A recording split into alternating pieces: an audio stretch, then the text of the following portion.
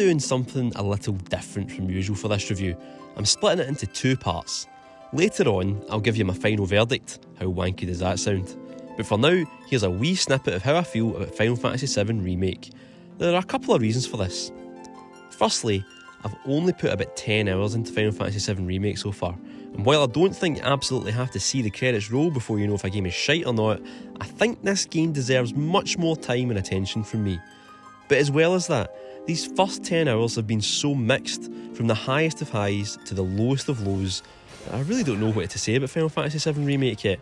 Let me handle this. See ya. It's such an all over the place assault on the senses that I genuinely don't know how to feel about it. There have been times when I've been convinced it might just be the greatest RPG I've played, and other times where I've wondered why the hell it's taken so long to build, when Yakuza team managed to bring out an all-timer every year. It's a little surprising. But because this isn't my final review, I won't go too in depth. My thoughts are still forming, like a pancake that isn't quite ready to flip yet. First up, have you played the demo? If you have, then it's not a fair reflection in the game at large. That first bombing mission in the demo is just about as slick and as polished as big budget video games get. Every moment is tweaked and tuned to deliver a cinematic experience, and it works. For starters, the combat has been cracked after over a decade of Final Fantasy games not really knowing what they wanted to do with their battle systems. If we rush in, we die. Is that right? We need to hit it with magic. That should give us an opening. But it's after that bombing mission is over that the cracks start to appear, and the real game beneath the gloss reveals itself. All those wonderfully animated and beautifully lit dialogue scenes are replaced by the usual procedural chin-wagging. Tifa, you won't believe this! And the sheer bombast of the action gives way to beating up rats in a muddy wasteland.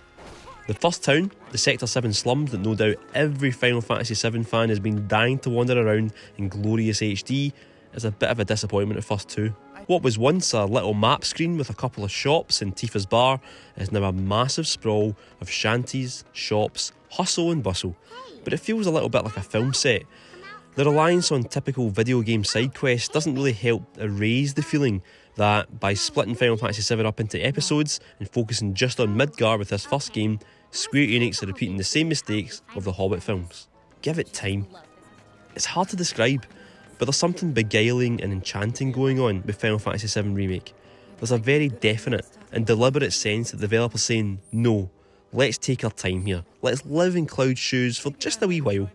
It hasn't reached the heights of Shenmue's full simulation of Ryo Hazuki's life yet, but it's there.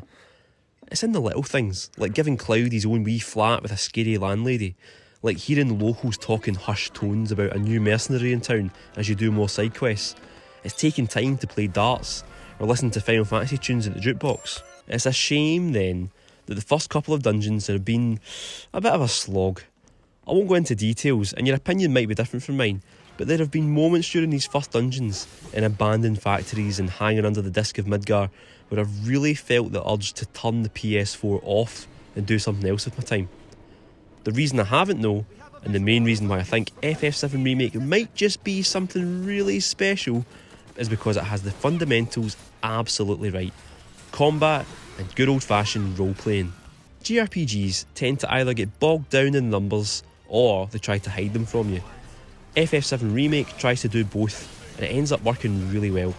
It's an action game where you mash away at buttons to hack and slash your enemies, but it's also tactical. Those little blue bars that fill up under each of your teammates' names let them do special moves, use spells and items, etc.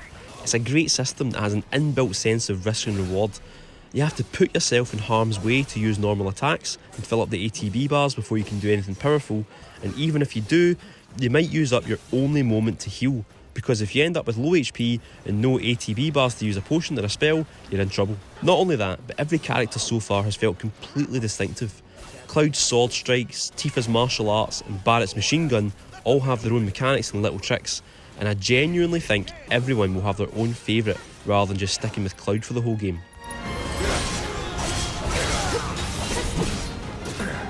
Underpinning it all is that glorious materia system from the original FF7. Obviously things have changed a bit. Without that line dancing turn-based foundation, a lot of the old materia simply can't work.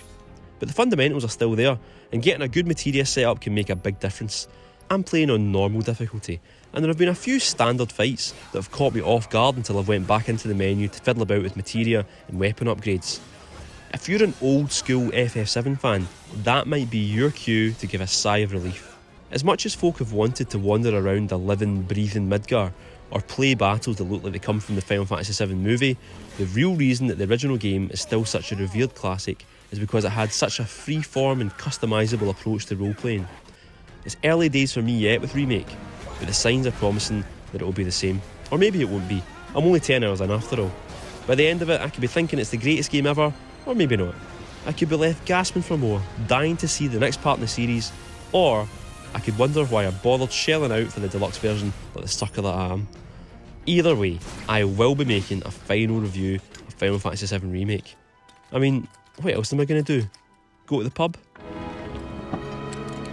Beautiful.